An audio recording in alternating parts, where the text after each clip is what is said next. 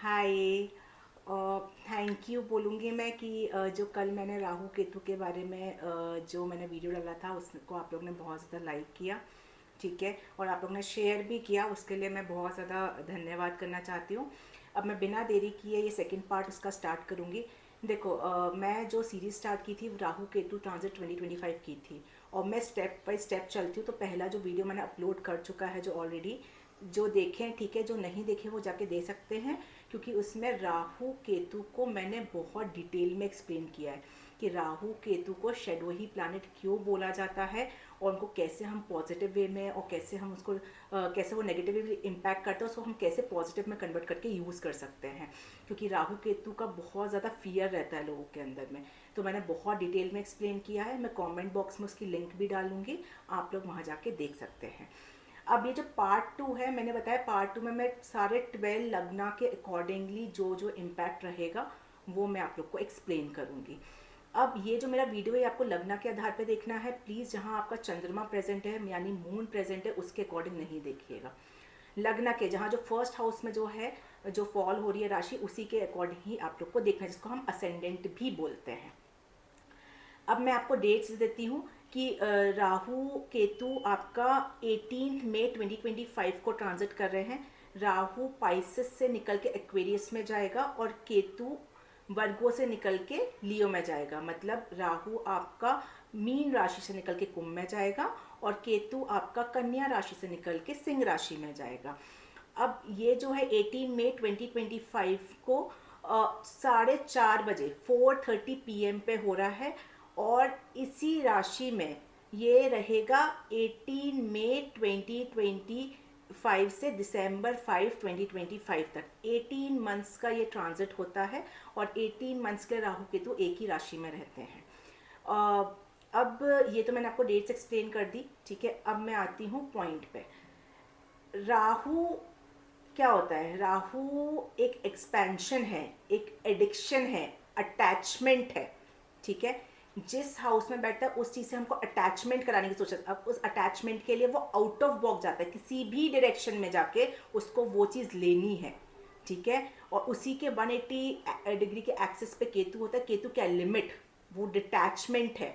वो आपको बताता है कि इतनी ही लिमिट है, इतना ही यूज करना है, उससे आगे जाओगे तो दिक्कत है, ठीक है। इसलिए इन दोनों को एक दूसरे, मतलब एक को साउथ नोड है, एक नॉर्थ नोड है, तो दोनों को एक दूसरे के अपोजिट रखा गया है, ठीक है। अब जो काल पुरुष कुंडली होती है, काल पुरुष कुंडली मतलब क्या होती है? जो नॉर्मली हम ट्रांजिट के लिए देखते हैं, और जो हमारे स्काई में जो अभी करंट सिचुएशन चल रही है, तो वो एक काल पुरुष कुंडली होती है। काल पुरुष कुंडली के अकॉर्डिंगली जो राहु है वो एक्वेरियस साइन में आएगा, जहाँ 11th हाउस में। अब 11th हाउस किस चीज़ का होता है, ये मैं एक जनरल इम्पैक्ट बता रही हूँ। राहु एक्वेरियस, एक्वेरियस किसका लॉर्ड हो गया? सैटर्न, मतलब सैटर्न के साथ राहु आ रहा है। सैटर्न भी राहु जैसा ही इम्पैक्ट देता है, और राहु भी सैटर्न जैसा इम्पैक्ट देता है। दोनों एक दूसरे का जैसे थोड़े बहुत होते हैं सिमिलर, ब्लैक कलर के होते हैं, ऑब्स्टिकल्स हडल्स के कारक होते हैं, लेजीनेस के कारक होते हैं, तो थोड़ी से सिमिलैरिटीज हैं दोनों में। अब क्योंकि दोनों नेगेटिव ग्रह होते हैं, एक साथ ज्वाइन हो जाएंगे, तो ये तो तय है कि थोड़े तो प्रॉब्लम्स फेस करनी ही पड़ेगी, ठीक है। थोड़ी बहुत ऑब्स्टिकल्स तो आएंगे ही आएंगे, मेनली हेल्थ रिलेटेड। जहाँ पे भी फॉल होगा वो मैं लग्ना के अकॉर्डिंग बताऊंगी, पर थोड़ा सा हेल्थ रिलेटेड केयरफुल रहना पड़ेगा। बट फिनेंसेस वाइज ये ट्रांजिट बहुत अच्छा है, क्योंकि राहु काल पुरुष कुंडली के 11th हाउस सबसे अच्छा हाउस होता है राहु का। वहाँ पे फिनेंशियल गेन्स प्रॉस्पेक्ट से, सोशल सर्कल नेटवर्क से, मतलब आउट ऑफ बॉक्स जाके सोच के आप कोई नया इन्वेंट कर सकते हो, कुछ चीज़ नई चीज़ इम्प्लीमेंट कर सकते हो। तो गेन्स प्रॉस्पेक्ट से बहुत अच्छा। कुछ चीज़ें बहुत टाइम से रुकी पड़ी थी, बढ़ नहीं पा रही थी, किसी भी वे में गेन्स है, वो भी आपका, जैसे शादी नहीं हो रही थी तो अब आपको अच्छा हस्बैंड मिल जाएगा या अच्छी वाइफ मिल जाएगी। तो काल पुरुष कुंडली का क्योंकि सैटर्न में आ रहा है, थोड़ी प्रॉब्लम फेस करनी पड़ेगी चीज़ों में, मतलब एक आपको देखना पड़ेगा चीज़ों को, बट गेन्स प्रॉस्पेक्ट से बहुत अच्छा है आपका। केतु ट्रांजिट कर रहा है आपका, केतु निकल के आ रहा है कन्या राशि से लियो। लियो मतलब सूर्य की राशि है। अब सूर्य की राशि है तो सूर्य भी आपका फायरी एलिमेंट है, और आपका केतु भी, तो फायर एनर्जी बहुत रहेगी। तो थोड़ा चोट वोट से आप लोग को सेफ रहना पड़ेगा, फायरी प्लेसेस से थोड़ा सा दूर रहने की कोशिश करिएगा। 5th हाउस काल पुरुष कुंडली का क्या होता है? चिल्ड्रन, लव, एजुकेशन, ठीक है। तो एजुकेशन रिलेटेड थोड़ा सा एक लिमिट लगाएगा केतु, एजुकेशन रिलेटेड एक लिमिट लगाएगा। आप लोग क्रॉस चेक करेंगे कि जो मैं कर रहा हूँ वो सही है कि नहीं है। और आपका जो कंसीविंग लेडीज़ हैं उनको भी थोड़ा सा ध्यान देना पड़ेगा, ठीक है। तो ये तो एक जनरल प्रेडिक्शन हो गया। अब मैं नेक्स्ट राशि लेकर आई हूँ जो कि है वर्गो लग्न, जिसको हम कन्या राशि भी बोलते हैं। वर्गो लगन वाले आप लोग के लिए राहु ट्रांजिट करेगा आपके 6th हाउस में, एक्वेरियस साइन में, जिसको हम कुंभ राशि भी बोलते हैं। और केतु ट्रांजिट करेगा आपके 12th हाउस में, लियो साइन में, सिंह राशि में, ठीक है। अब इस राहु केतु ट्रांजिट का क्या इम्पैक्ट रहेगा आप लोग के ऊपर, वर्गो लगन वालों के ऊपर, ये आइए समझते हैं। राहु 6th हाउस में, अब 6th हाउस किस चीज़ का होता है? रोग, ऋण, रिपु, ठीक है, डिजीजेस। अब ये जो 6th हाउस का राहु है ये आपको डिजीजेस लेकर आएगा। अब इस डिजीजेस को बीट करने का तरीका क्या है? 6th हाउस सबसे इम्पॉर्टेंट किस चीज़ का होता है? डे टू डे रूटीन का। हम जो डे टू डे रूटीन में जो फॉलो करते हैं अपना रूटीन वर्क, वो आप कैसा मेंटेन करते हो उसके ऊपर आपकी हेल्थ डिपेंड करेगी, ठीक है। वैसे तो जो राहु होता है वो 6th हाउस में बहुत अच्छे रिजल्ट देता है। 6th हाउस का राहु इज़ वेरी गुड, ठीक है, क्योंकि नेगेटिव ग्रह है, ठीक है, पापी ग्रह है। और दुष्टाना हाउस में तो क्या होता है, नेगेटिव चीज़ अपने आप में टकराती है। तो वैसे राहु आपका 6th हाउस में अच्छा ही करता है, रिजल्ट बुरा नहीं करता है। अब मैंने बताया था आपको, जैसे जो लोग ने मेरे प्रीवियस वीडियोस देखे होंगे तो मैं बहुत टाइम से बता रही हूँ, राहु जहाँ बैठता है उस चीज़ को एक्सपैंड करता है, ठीक है। तो अब डिजीज़ को एक्सपैंड करेगा। अब उसको सप्रेस करने का तरीका क्या है? अगर आप डे टू रूटीन में मॉर्निंग जल्दी उठो, टेक मॉर्निंग सनलाइट, ठीक है, फिर वही ब्रेकफास्ट किया, प्रेयर्स, नहाया धोया, प्रेयर्स किया, रूटीन वर्क लिया, 11 o'clock गो टू बेड, 11 बजे हम सो गए। अगर आपने ये रूटीन वर्क फॉलो किया तो ये राहु जो है वो आपको और पॉजिटिव कर देगा, इनर्जेटिक कर देगा। लिथार्जिक आप लोग नहीं रहोगे, आलसी नहीं बनोगे, बल्कि इनर्जेटिक हो जाओगे। यही जो 6th हाउस का राहु है, अगर आपने रूटीन वर्क फॉलो किया तो आप लोग जो लोग कॉम्पिटिटिव एग्जाम फाइट कर रहे हैं, ठीक है, क्योंकि 6th हाउस हमारे कॉम्पिटिटिव एग्जाम का भी होता है, तो वो फाइट करने की क्षमता आप लोग के अंदर आ जाएगी। आप लोग बहुत स्ट्रांगली उस चीज़ को फाइट कर पाओगे। और जैसे मतलब लोन टाइम टू टाइम पे करना है, ठीक है, ये बहुत इंपॉर्टेंट है। लोन टाइम टू टाइम पे करना है, पैसा आएगा, पैसे में कहीं कोई दिक्कत नहीं है। जो लोग बहुत टाइम से न्यू जॉब के सर्च में हैं, MNCs में ट्राई करना चाह रहे हैं, बहुत टाइम से जॉब नहीं मिल रही है, तो ये जो राहु है 6th हाउस का ट्रांजिट कर रहा है और आपकी राहु की दशा चल रही है, तो आप लोग को मिल सकता है। अब मैंने बताया कि डिजीजेज हो गया। अब स्पेसिफिक अगर मैं डिजीज़ की बात करूँ तो 6th हाउस होता है हमारे स्टमक का एरिया। बिल्कुल भी रूटीन वर्क फॉलो करना है, साथ में फूड भी खाना है साथ में। बिल्कुल भी आप लोग को बाहर का खाना ऐसा नहीं कि बहुत ज़्यादा खाओ, नहीं तो फिर वो स्टमक की या इंटेस्टाइन की प्रॉब्लम्स आपको आना, स्टमक पॉइजनिंग, जो फूड पॉइजनिंग वगैरह होती है आप लोग की, ठीक है, स्टमक से रिलेटेड जो भी प्रॉब्लम्स होती हैं, फैटी लीवर हो जाती है, ठीक है, तो इंटेस्टाइन में जो प्रॉब्लम्स आती है, तो ये सब चीज़ें नहीं आए, इसके लिए आप लोग को बहुत ज़्यादा केयरफुल रहना पड़ेगा। अच्छा, ये जो 6th हाउस का राहु है, एनिमीज बहुत बन सकते हैं आपके, तो उतना ही कम्युनिकेट करो जितना नेसेसिटी है, और ट्राई करो कि लोगों पे भरोसा करना तो बिल्कुल भी मत करिएगा, ठीक है, क्योंकि आपके खास लोग भी आपको धोखा देके जा सकते हैं इस टाइम पे।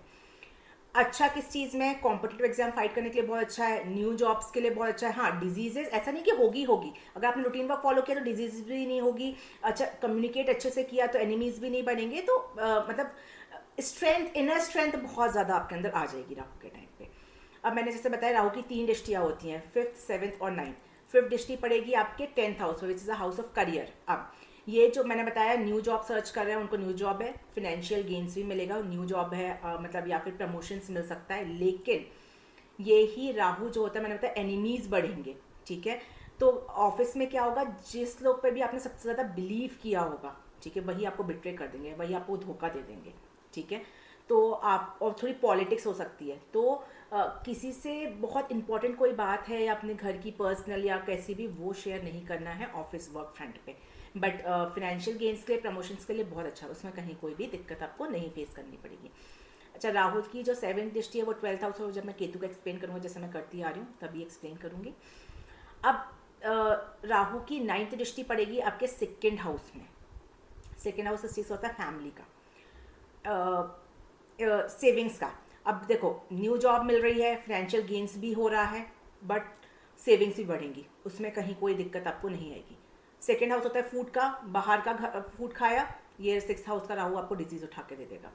सात्विक फूड खाया तो यही जो सिक्स हाउस का राहु आपको एक्टिव बना देगा और आपका माइंड को भी शार्प कर देगा और बहुत अच्छे से कॉम्पिटिटिव एग्जाम फाइट करने पर। ठीक है, तो आपके ऊपर डिपेंड करता है कि आप इस ट्रांजिट को कैसे लेते हो। मैंने पॉजिटिव और नेगेटिव दोनों बताती जा रही हूँ साथ में। ठीक है, तो अच्छे से समझना है इस चीज़ को। सेकेंड हाउस फैमिली का भी होता है। अब ये जो राहु है, मैंने बोला जैसे मान लो जॉब चेंज हो सकती है आपकी, ठीक है, या प्रमोशंस हो सकते हैं, ठीक है, लोग फॉरेन कंट्रीज भी ट्रैवल कर सकते हैं, वो केतु का मैं बताऊंगी जब केतु का एक्सप्लेन करूंगी। तो फैमिली से राहु दूर करेगा आपको, ये नहीं कि लड़ाई करके दूर करेगा, हो सकता है कि वर्क फ्रंट की वजह से आप दूर जा रहे हो या फिर आपको कोई और काम है जिस वजह से दूर जा रहे हो, लेकिन फैमिली से थोड़ा सा डिटैचमेंट होगा, फैमिली से थोड़ा दूर जाओगे आप। ठीक है, और यही जो डिटैचमेंट है इसी से मैं केतु भी स्टार्ट करती हूँ, सेम इसी डिटैचमेंट वर्ड से केतु स्टार्ट करूंगी। क्योंकि केतु किस चीज़ का कारक होता है? डिटैचमेंट का कारक होता है। कहाँ ट्रांजिट कर रहा है? 12th हाउस में। ठीक है, तो ये बहुत ही ज़्यादा इंपॉर्टेंट प्लानिटरी पोजीशन है केतु। केतु सबसे अच्छा 12th हाउस में देता है। क्यों? क्योंकि क्या होता है ना, फर्स्ट हाउस क्या हो गया, हम पूरी लाइफ अपने जीने के बाद हमारा 12th हाउस में आता है जो मोक्ष का कारक होता है। ठीक है, मोक्ष कब मिलता है? जब हम पूरी अपनी दुनिया देख लेते हैं, सब हमारे कर्म मिट जाते हैं, तब जाकर हमको मोक्ष होता है। तो पूरे पार्ट्स को डील करने के बाद जब 12th हाउस आ गया, 12th हाउस हमारे मोक्ष का होता है। तो जो भी वर्गो लगन वाले हैं, इस ट्रांजिट जो केतु का ट्रांजिट है, इसमें आपके पास मौका है। मैं ये नहीं बोल रही कि आप घर छोड़ के मोक्षा चले जाओगे डायरेक्ट, नहीं, उसको समझिएगा। थोड़ा सा साधना करना स्टार्ट कर दिया जाए तो जितने आपने पास्ट कर्म में पाप किए हैं, सबसे ज़्यादा अभी उनसे मुक्ति मिल सकती है आपको, और आपका फ्यूचर लाइफ बहुत अच्छी हो सकती है। यही जो 12th हाउस का केतु होता है आपको स्पिरिचुअल बनाएगा। ठीक है, और जो लोग स्पिरिचुअल नहीं है वो फोर्सफुली लेकर आएगा। अब फोर्सफुली लेकर आएगा तो बहुत प्रॉब्लम होती है, तो पहले से ही साधना करना स्टार्ट कर दो। डिटैचमेंट होगा। डिटैचमेंट कैसे होगा? मैंने बताया कि राहु फैमिली से दूर करेगा वर्क फ्रंट पे। अब आपको क्या होगा ना, केतु के टाइम पे थोड़ा सा काम करने में या फिर खुद से ही डिटैच होगे, मतलब अपने में मग्न हो जाओगे और किसी भी चीज़ में मन नहीं करेगा आपको, ना कोई रिश्तेदार से मिलना, ना कोई फैमिली में रहना, ना जॉब पे भी मन नहीं लगेगा, जॉब फ्रंट के लोगों के साथ भी बैठने का मन नहीं करेगा। ठीक है, तो ओवरऑल मतलब डिटैचमेंट होके मतलब इनर स्ट्रेंथ पे आप वर्क करना चालू करोगे, इनर इन्हांसमेंट में वर्क करना स्टार्ट करोगे। साधना क्यों करते हैं हम? अपने पापों को मिटाने के लिए, इनर स्ट्रेंथ को बढ़ाने के लिए। ठीक है, तो अब उस चीज़ पे आपका फोकस होगा। स्पिरिचुअल ट्रैवल हो सकता है, 12th हाउस पर ट्रैवल, फॉरेन ट्रैवल का दिखाता है, तो हो सकता है कि कहीं आप दूर जो बहुत टाइम से आप नहीं जा पा रहे हो तो आप जर्नी करो। राहु ऑलरेडी 7th की दृष्टि से आपका 12th हाउस आकर फॉरेन लैंड्स मूव होने का बहुत अच्छा चांसेस है। केतु भी कहीं ना कहीं कारक होता है, तो फॉरेन लैंड्स। तो सबसे अच्छा ये केतु का ट्रांजिट है आपका स्पिरिचुअलिटी के लिए, मेडिटेशन के लिए, साधना करने के लिए, जो लोग ऑकल्ट साइंसेज में हैं उनको ग्रो करने के लिए बहुत अच्छा टाइम है। अब जो आपका 12th हाउस खर्चों का भी होता है। अब इस टाइम पर जो केतु आपको खर्चा कराएगा ना, आपके बहुत सारा जो मनी है वो स्पिरिचुअलिटी में, चैरिटी में, किसी की सेवा में, उसमें लगेगा, अच्छी चीज़ों में लगेगा। लेकिन हाँ, बस इतना ध्यान देना क्योंकि हर चीज़ में बैलेंस बहुत ज़रूरी होता है। जितना आपका पॉकेट अलाउ करे उतना ही करना है।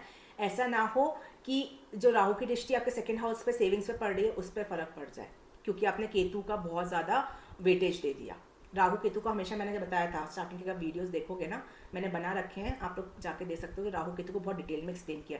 राहु केतु को हमेशा बैलेंस बना के हमेशा हमको चलना होता है। एक को भी आप वेटेज ऊपर दे दोगे ना तो बहुत गड़बड़ा जाता है, चाहे वो केतु हो चाहे वो राहु। ठीक है, अब यही जो केतु है, मैंने बताया कि जो भी इन्वेस्टमेंट कर रहे हो सोच समझ के करना है, चैरिटी वगैरह जो कर रहे हो वो सब बहुत अच्छा है, कर सकते हो, बट जितना आपका पॉकेट अलाउ करता है उतना ही करना है। अब ये जो केतु है इसकी भी 3 दृष्टियाँ होती हैं, 5th 7th 9th। 5th दृष्टि पड़ेगी आपके 4th हाउस पे। मम्मा से दूर जाओगे, नेटिव लैंड से दूर जाओगे। ठीक है, अगर आप नेटिव लैंड से दूर जाओगे, फॉरेन जा सकते हो, साधना करने से हो सकता है दूसरी कंट्री चले जाओ, जैसे इंडिया से नेपाल भी जाते हैं कई लोग हिमालयस पे, तो वैसा वाला सिनेरियो हो सकता है। मम्मा से दूर जाओगे, मम्मा के हेल्थ का ध्यान बहुत देना है, अपना तो देना ही है राहु के कारण, मम्मा के हेल्थ का भी ध्यान देना है। प्रॉपर्टी में जो लोग इन्वेस्टमेंट करना चाहते हैं उनको भी थोड़ा सा क्रॉस चेक लगा के ही प्रॉपर्टी में इन्वेस्ट करें। इनहेरिटेंस के लिए बहुत अच्छा है, इनहेरिटेंस आपको मिल सकता है, बट थोड़ा फाइट करने के बाद मिलेगा, इतना ईजिली नहीं मिलेगा। केतु की दृष्टि 7th। अब राहु आपको जो है 7th हाउस का मैंने बताया डिजीज को कैसे कंट्रोल करना है। ठीक है, अब क्योंकि केतु अनस्टेबल प्लैनेट भी होता है, अनस्टेबिलिटी किस चीज़ में देगा आपको ये केतु? 12th में बैठा हुआ है तो जैसे जॉब में है, ठीक है, तो अनस्टेबिलिटी हो सकता है। फॉरेन लैंड्स गए तो थोड़ा सा स्टार्टिंग में एडजस्टमेंट नहीं हो पाए, लोगों के साथ एडजस्ट करने में दिक्कत जो है, ठीक है, प्लेस चेंज कराता है तो उस जगह न्यू जगह जाने पे थोड़ा कोप अप हो। जैसे आप साधना कर रहे हो सकता है कि स्टार्टिंग के दिन में आप साधना बहुत अच्छे से नहीं कर पाओ, आगे जाके भले कंटिन्यू कर लो स्टार्टिंग, तो ये सब थोड़ा अनस्टेबिलिटी देता है। अब यही केतु जो कि जो 7 दृष्टि पड़ी है, राहु आपको कॉम्पिटेटिव एग्जाम के लिए फाइट करने के लिए बहुत मतलब हिम्मत तो देगा, लेकिन यही केतु आपको फियर भी पैदा कर सकता है, डरा भी सकता है। तो वो कॉन्फिडेंस लेवल आपको बूस्टअप करके रखना पड़ेगा कि हाँ मैं कल ले जाऊंगा या मैं कल ले जाऊंगी, ठीक है, मेरे अंदर वो इतनी क्षमता है कि मैं, राहु मुझे वो हिम्मत दे रहा है तो उसको मेरे को डगमगाना नहीं है, डरना नहीं है, मेहनत करना है उस चीज़ पे, ठीक है। तो इस चीज़ से थोड़ा सा ध्यान देना। यही जो केतु है भाई मैंने बताया स्टमक रिलेटेड प्रॉब्लम दे सकता है, तो कोई सर्जरी वगैरह ना हो, जैसे किडनी में किसी को स्टोन वगैरह होता है तो उस चीज़ का थोड़ा ध्यान रखना। और केतु की जो 9th दृष्टि है वो आपके 8th हाउस पे है, मैंने बता दिया स्पिरिचुअलिटी के लिए वही अगेन सेम है, ऑकल्ट साइंसेज में जो लोग इन्वॉल्व हैं very good for earning purpose, motivational speakers हैं उनके लिए भी बहुत अच्छा है ये केतु, साधना करने के लिए बहुत अच्छा है, कोई न्यू कोर्स करना है, हीलिंग्स में करना है, जैसे रेकी हीलिंग्स वगैरह होते, टैरो सीखना है, वैदिक कुछ भी बहुत अच्छा है उन लोग के लिए, उनके लिए तो कोई प्रॉब्लम ही नहीं है, ठीक है। तो वर्गो लगन वाले ये था आपके लिए राहु केतु, मैं एक शॉर्ट में समझा देती हूँ। वेरी कॉम्पिटेटिव एग्जाम फाइट करने के लिए बहुत अच्छा है, स्पिरिचुअलिटी के लिए बहुत अच्छा है, ठीक है, एनिमी से फाइट करने के लिए बहुत अच्छा है, लेकिन एनिमीज बनाना ही नहीं है, ठीक है। फैमिली से थोड़ा दूर जाओगे, वर्क रिलेटेड या फाइनेंस रिलेटेड राहु आपको बहुत अच्छा देगा, लेकिन केतु थोड़ा सा फैमिली से डिटैच करेगा, ठीक है। अर्निंग से पैसा आएगा बट अर्निंग से डिटैच करेगा कि मैं क्यों कमा रहा हूँ, एक क्रॉस चेक लगाओगे आप, ठीक है। तो इनहेरिटेंस से पैसा आ सकता है, मम्मा की हेल्थ का थोड़ा ध्यान रखना है, अपने हेल्थ का थोड़ा ध्यान रखना है, तो ये सब चीज़ें बहुत अच्छा है। लेकिन आप लोग के लिए ये ट्रांजिट जो है मैं बिल्कुल भी नेगेटिव वे में नहीं बोलूँगी, लोग नेगेटिव पॉजिटिव में बोल रहे हैं, लेकिन अच्छा है क्योंकि साधना करने के लिए बहुत अच्छा है। इस टाइम पे आप लोग जो साधना करोगे ना, वो आपको एक्चुअल में लाइफ में पता चलेगा कि मैं क्यों जी रहा हूँ। ये एक ट्रांजिट है जिसमें 12th हाउस का केतु बताता है कि हम क्यों जी रहे हैं ज़िंदगी में, ठीक है। पैसा कमाने, शादी करने, बच्चे करने, इन सब के लिए नहीं जी रहे, जो एक्चुअल मोटिव है हम जी रहे हैं। एक चीज़ बस हो सकती है कि क्योंकि ये केतु आपको बहुत डिटैच करेगा तो आपके रिश्तेदार वगैरह बोल सकते हैं कि अरे ये तो हमसे बात ही नहीं करता है आजकल, ये हमसे बात ही नहीं करती, अपने में रहती है, ऐसा वैसा थोड़ा सा वो कर सकते हैं। लेकिन हाँ ध्यान मत देना, कोई फ़र्क नहीं पड़ेगा क्योंकि आप लोग अपने बहुत सही जर्नी पे पाथ पे जा रहे हो अपना, ठीक है। तो आप लोग को उन चीज़ का बिल्कुल ध्यान देने की ज़रूरत नहीं है, ठीक है। तो ये था वर्गो लगन के लिए। अब मैं नेक्स्ट लगन लेकर आऊँगी। Thank you. एक पॉइंट एंड में और रह गया था इसलिए मैंने स्पेशली ये मतलब एक ऐड किया है वीडियो कि मेरे माइंड में वो चीज़ रह गई थी। जो केतु है 12th हाउस का, क्योंकि आप लोग के लिए ट्रांजिट बहुत अच्छा था इसलिए मेरे को ये मैंडेटरी था बनाना। जो लोग भी इसमें घमंड में हैं, ईगो में हैं, या फिर इन सब चीज़ को छोड़ देना, क्योंकि स्पिरिचुअलिटी मैंने होता है ना बहुत फोकस किया मैंने स्पिरिचुअलिटी पे, ठीक है। तो स्पिरिचुअलिटी पे बहुत ज़्यादा आप लोग रहोगे ना, तो इतना बस ध्यान देना कि मोह माया लोभ ये सब चीज़ से एकदम अपने आप को डिटैच कर लेना, तो ये वाला जो आपका ट्रांजिट है बहुत ज़्यादा सक्सेसफुल हो जाओगे आप लोग, ठीक है। इस चीज़ का आप लोग बहुत ज़्यादा। अब नेक्स्ट लगन है लिब्रा, ठीक है, जिसको हम तुला राशि भी बोलते हैं। तुला लगन वाले आप लोगों के लिए राहु ट्रांजिट करेगा आपके 5th हाउस में और केतु ट्रांजिट करेगा आपके 11th हाउस में। आप लोग के लिए समझते हैं कि इस राहु केतु का जो ट्रांजिट है 2025 का वो कैसा इम्पैक्ट दिखाएगा।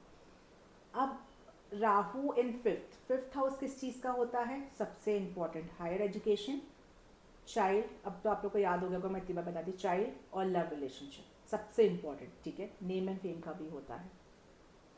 अब ये जो राहु है यहाँ पे सबसे इम्पॉर्टेंट चीज़ तो ये है जो लोग चाइल्ड बियरिंग लेडीज़ हैं, ठीक है, जो प्रेग्नेंट लेडीज़ हैं उनको अपनी हेल्थ का बहुत ही ज़्यादा ख्याल रखना है। इस साल पूरा रेगुलर रूटीन चेकअप होते रहना चाहिए, और अगर डॉक्टर्स की नीड है तो वो भी आप लोग ले सकते हो। सेकेंड चीज़ है higher education. Rahu is very good for higher education, specially जो एमएस करना चाहते हैं, फॉरेन से जो एमएस करते हैं उनके लिए, क्योंकि राहु ऑलरेडी फॉरेन जॉब्स का कारक होता है या फॉरेन लैंड्स का कारक होता है। तो जो बाहर जाके स्टडीज़ करना चाहते हैं उनके लिए ये वाला जो ट्रांजिट बहुत अच्छा है। 5th हाउस होता है क्रिएटिविटी का। अब राहु के टाइम पे आप लोग थोड़ा सा क्रिएटिविटी जिन लोग के सिर्फ अंदर रहती थी या घर के अंदर ही करते थे, अब थोड़ा सा कोशिश करोगे कि सोशल मीडिया के थ्रू अपनी जो क्रिएटिविटी है वो और लोग के बीच में भी आप लोग रखना स्टार्ट करेंगे, ठीक है। जैसे मान लो कोई ड्राइंग करता था सिर्फ घर में, तो वो लोग थोड़ा सा सोसाइटी वगैरह में रहते हैं तो ड्राइंग्स करके सेल करने की कोशिश करेंगे, थोड़ा सोशल नेटवर्किंग में अपना फेमस करने की कोशिश करेंगे, और जो कि अच्छी बात भी है। ये जो राहु है नेम एंड फेम देगा, अच्छा this is very good for जो लोग आईटी सेक्टर में हैं, ठीक है, उनके लिए ये वाला जो राहु का ट्रांजिट है बहुत अच्छा है, क्योंकि राहु इज़ अ कारक ऑफ न्यू टेक्नोलॉजीज़ जो एआई वगैरह हैं, और जो बाहर से एआई सीखने के लिए जाना चाहते हैं तो बहुत अच्छा है उस चीज़ के लिए।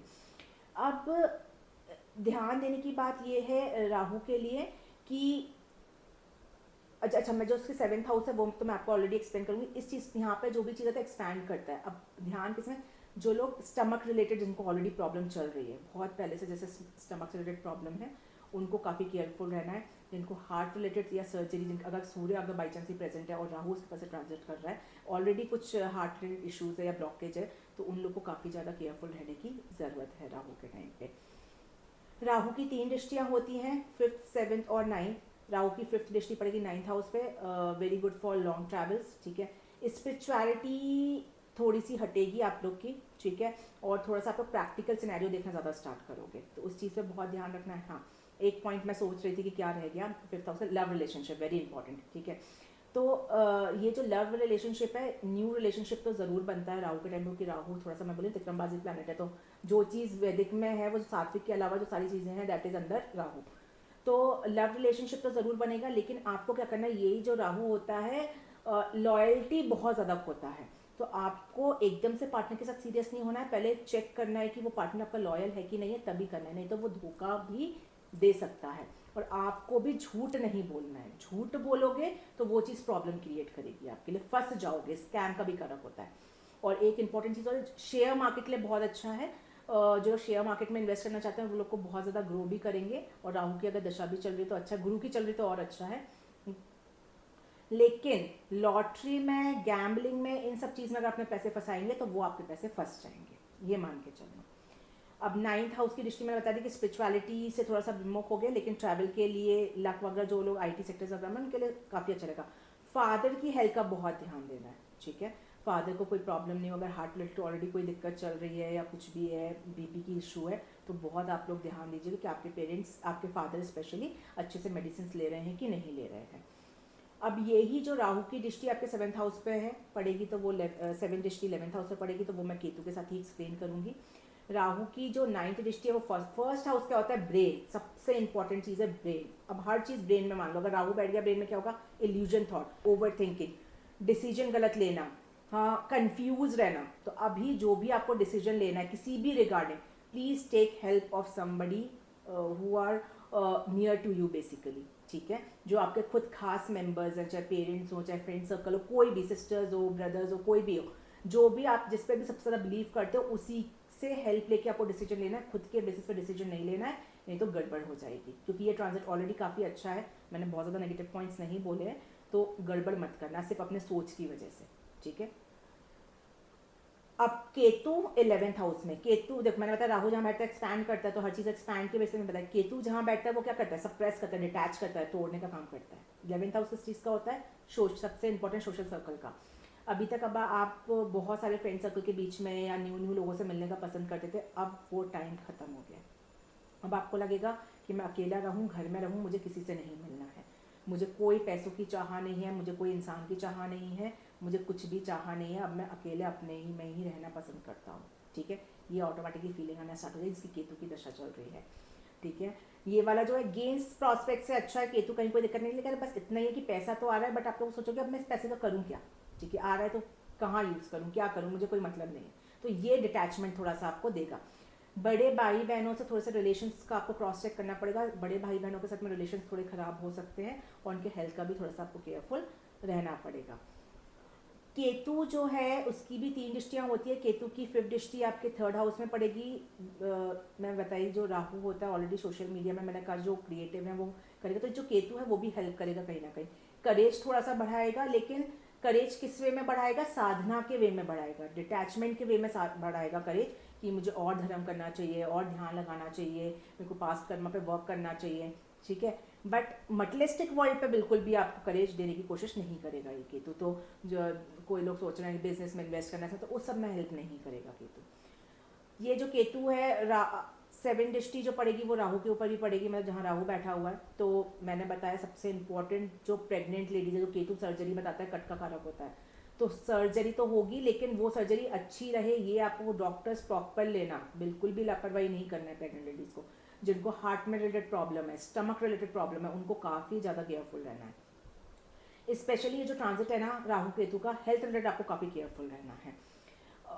क्रिएटिविटी तो इन्हांस होगी, लेकिन अब क्या करोगे, जैसे बताया सोशल मीडिया के थ्रू आप बताने की कोशिश करोगे, और जो ड्राइंग्स वगैरह करोगे या कुछ भी, जैसे कोई सिंगिंग करता है तो थोड़ा सा स्पिरिचुअलिटी बेसिस पे आप लोग ड्राइंग करोगे या उस वे में सिंगिंग करने की कोशिश करोगे थोड़ा सा, ठीक है। केतु की जो दृष्टि 9 दृष्टि है वो आपके 7th हाउस में पड़ेगी। पार्टनर का हाउस होता है बिजनेस पार्टनर्स, हस्बैंड या वाइफ का, वाइफ जैसे भी जिसका भी चार्ट है उसके अपोजिट पार्टनर्स का अपना ध्यान देना है, बिजनेस पार्टनर के साथ रिलेशन मेंटेन करना है। अभी न्यू बिजनेस स्टार्ट करने का टाइम नहीं है, तो प्लीज़ अभी अपने न्यू बिजनेस में इन्वेस्टमेंट नहीं करना है। जो बिजनेस चल रहा है उसको ऑलरेडी चलाते रहो, उसमें बिल्कुल भी पैसे नहीं फंसने चाहिए, टाइम टू टाइम पैसे निकालने की कोशिश करो, ठीक है। ये थोड़ा सा आप लोग को ध्यान देना है। तो लिब्रा असेंडेंट वालों के लिए मैं कर देती हूँ very good for creativity, social circle में बाहर निकल सकते हो, अगर घर के अंदर क्रिएटिविटी करो। हेल्थ रिलेटेड काफ़ी केयरफुल है, stomach, heart related, pregnant women, 3 very important, ठीक है। नेम एंड फेम प्रॉस्पेक्ट से अच्छा है, बाहर फॉरेन लैंड जाने के लिए बहुत अच्छा है, हायर एजुकेशन करने के लिए बहुत अच्छा है, कोई नई मेंटोर मिल सकते हैं, उन सब चीज़ के लिए बहुत अच्छा है। स्पिरिचुअलिटी से थोड़ा सा विमुख हो गए, ठीक है, क्योंकि राहु की दृष्टि 9th हाउस में पड़ी है। लॉन्ग जर्नीज या लॉन्ग ट्रैवल्स के लिए बहुत अच्छा है। बड़े भाई बहनों से थोड़ा सा रिलेशंस को मेंटेन करना है, उनके हेल्थ का भी ख्याल रखना है। सोशल सर्कल से डिटैचमेंट होगा, पैसे कमाने से पैसे आएंगे लेकिन डिटैचमेंट होगा, मन नहीं करेगा करने का। करेज रहेगा कि मुझे साधना करना है, मेरे को स्पिरिचुअलिटी करनी है, मन तो करेगा स्पिरिचुअलिटी करनी है, लेकिन राहु की दृष्टि जो 9th हाउस में पड़ी है वो कर भी नहीं पाओगे। साधना करने बैठोगे मन कहीं और ही चला जाएगा, भटक जाएगा, ठीक है। तो ये आप लोग का ओवरऑल सिनेरियो रहेगा। कंफ्यूज नहीं होना है, कोई डिसीजन लेना है तो किसी की हेल्प लेके आपको डिसीजन लेना है। ये था एक ओवरऑल सिनेरियो लिब्रा असेंडेंट का। लिब्रा असेंडेंट आप लोग के लिए ओवरऑल ट्रांजिट अच्छा है, ठीक है। 10-20% आपको ध्यान देने की जरूरत है, वो लोग आप लोग ध्यान दे सकते हो, ठीक है। तो ये था लिब्रा असेंडेंट के लिए। अब मैं नेक्स्ट लगन के लेकर आऊंगी। Thank you. है स्कॉर्पियो लगन, जिसको हम वृश्चिक राशि भी बोलते हैं। स्कॉर्पियो लगन आप लोगों के लिए राहु ट्रांजिट करेगा 4th हाउस में और केतु ट्रांजिट करेगा आपके 10th हाउस में। चलिए समझते हैं कि इस राहु केतु ट्रांजिट का आपके लोग के लाइफ पे क्या इम्पैक्ट रहेगा। राहु इन 4th, मैंने बताया राहु जहाँ भी बैठता है उस हाउस को एक्सपैंड करने का काम करता है मटेरियलिस्टिक वर्ल्ड में, और केतु जहाँ बैठता है सप्रेस करता है, डिटैच करता है उस हाउस से रिलेटेड, ठीक है। अब राहु 4th हाउस किस चीज़ का होता है? Property, vehicle, mother, inner happiness, actual inner happiness का, ठीक है, और चेस्ट रिलेटेड थिंग्स का। सबसे इम्पॉर्टेंट पहले तो जिनको चेस्ट में ऑलरेडी प्रॉब्लम है बहुत ध्यान देना है।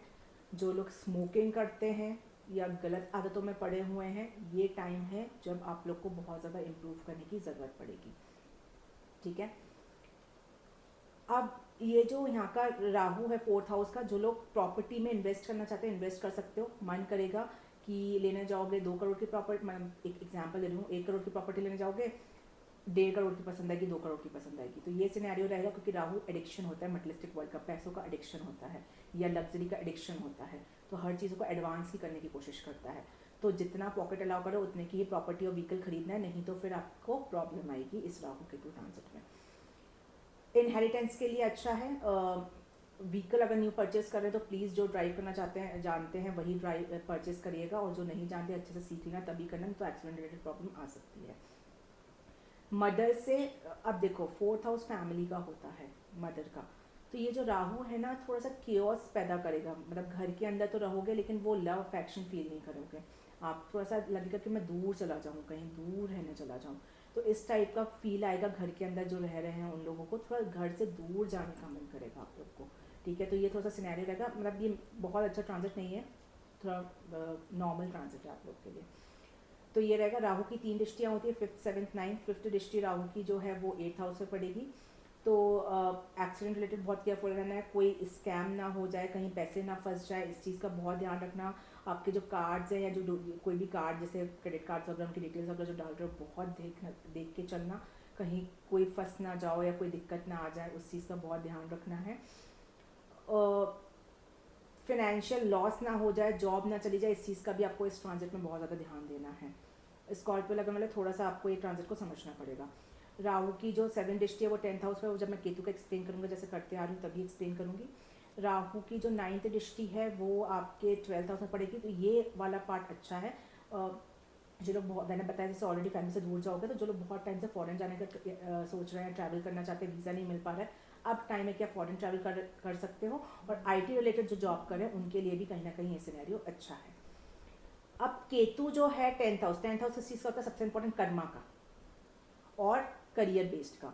तो केतु क्या अनस्टेबल प्लैनेट है। अब ये जो ट्रांजिट है ना, ये आप लोग जॉब तो कर रहे हो, लेकिन हो सकता है कि आप लोग को प्रमोशन मिलना है तो रुक जाएगा प्रमोशन, ठीक है। इंक्रीमेंट मिलना है तो डिजायर्ड इंक्रीमेंट नहीं मिलेगा, तो वर्क फ्रंट पे अनस्टेबिलिटी बनाएगा। कैसे? क्योंकि जो आप चीज़ चाह रहे थे वो आपके फेवर में नहीं होगी, तो फिर वही की प्रॉब्लम होता है। क्यों करेगा ऐसा केतु? केतु पास्ट कर्मा का कारक हो रहा है, डिटैच करता है चीज़ों से, तो जॉब से डिटैच करने की कोशिश करेगा। मन नहीं करेगा आपको। मन क्यों नहीं करेगा? उसका रीज़न यही है कि आपको इंक्रीमेंट नहीं मिलेगा, प्रमोशंस नहीं मिलेंगे, थोड़ी सी चीज़ें रुक जाएंगी एक तरह से, ठीक है। तो वो आपको ये बता रहा है कि ये टाइम है आपका कि आपको अपने जो आप काम करो उस पर मतलब ध्यान देने की ज़रूरत है कि मैं जो काम कर रहा हूँ वो सही रास्ते पे कर रहा हूँ कि नहीं कर रहा हूँ। एक बार पास्ट को उठा के जो आपने किया हुआ है उसमें एकदम क्रॉस चेक लगा लेना, ये साल पूरा देख लेना, नेक्स्ट ईयर डेफिनेटली आप लोग को ग्रोथ मिलना स्टार्ट हो जाएगी। ये ट्रांजिट थोड़ा सा निकाल लेना आप लोग। और बहुत ज़्यादा अपने बॉसेस से कम्युनिकेट नहीं करना है, बहुत ज़्यादा वहाँ पे लोगों से चिट चैटिंग नहीं करनी है, नहीं तो क्योंकि ऑलरेडी केतु डिटैच कर रहा है और ज़बरदस्ती वो एनर्जी दोगे तो वो आपको प्रॉब्लम में डालेगा, तो बिल्कुल भी प्रॉब्लम में पड़ना नहीं है। केतु की जो 5th दृष्टि है 2nd हाउस में, फैमिली से दूर करेगा। ऑलरेडी राहु आपको दूर भेजने की कोशिश कर रहा है, केतु भी दूर भेज रहा है, ठीक है। केतु अनस्टेबिलिटी देता है, तो सेविंग्स में भी थोड़ा सा अनस्टेबिलिटी देगा, क्योंकि 2nd हाउस सेविंग्स का भी होता है, तो सेविंग्स पे आपको थोड़ा सा ध्यान देना है। मैंने बताया ना, राहु में अगर प्रॉपर्टी या व्हीकल परचेस करने जा रहे हो उतना ही परचेस करना जितना अलाउ करे पॉकेट, नहीं तो फिर केतु जो 2nd हाउस पे है सेविंग्स पे फर्क आ जाएगा आपके, ठीक है। तो ऐसे काम मत करिएगा। केतु की दृष्टि आपके 4th हाउस पे, मदर की हेल्थ का बहुत ध्यान रखना है। जो लोग स्मोकर्स हैं, ठीक है, बहुत छोड़ देना भाई, अभी केतु मौका दे रहा है, छोड़ दो, ठीक है, सेफ रहोगे, नहीं तो बहुत दिक्कत। केतु की जो मार पड़ती है ना बहुत बुरी होती है।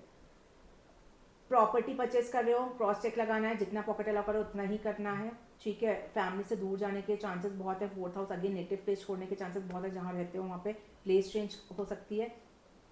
केतु की 9th दृष्टि 6th हाउस में पड़ रही है। एनिमीज से बहुत बच के रहना है, वही मैं बताया, जितना नेसेसिटी उतना ही कम्युनिकेट करना, वर्क फ्रंट पे भी या कहीं पे भी। फैमिली में भी ज़्यादा इन्वॉल्व होने की ज़रूरत नहीं है, थोड़ा सा 1 साल के लिए थोड़ा अपने में ध्यान दे लो। ज़रूरी नहीं है कि हर वक्त परिवार के साथ ही चलना है, ठीक है, कभी कभी अपने लिए भी जी सकते हो। Ketu 6th house, routine work proper होना चाहिए, और रूटीन वर्क में प्रेयर्स इन्वॉल्व करना इज वेरी मैंडेटरी। भले ही 1 मिनट साधना करो, 2 मिनट साधना करो, लेकिन साधना के लिए टाइम निकालना बहुत जरूरी। किसी भी भगवान की प्रेयर्स करो पर बहुत ज़रूरी है, ठीक है। तो ये था स्कॉर्पियो लगने वाले के लिए। आप लोग के थोड़ा मिक्स ट्रांजिट है, चेस्ट रिलेटेड केयरफुल रहना है, स्मोकिंग वगैरह क्विट करना है, साधना पे ध्यान देना है। वर्क फ्रंट पे थोड़ी अनस्टेबिलिटी रहेगी, तो 1 साल आप लोग को पीसफुली निकालना है। ज़्यादा किसी एम्प्लॉय से कम्युनिकेट नहीं करना है, बॉस से ज़्यादा लड़ाई झगड़े में नहीं पड़ना है।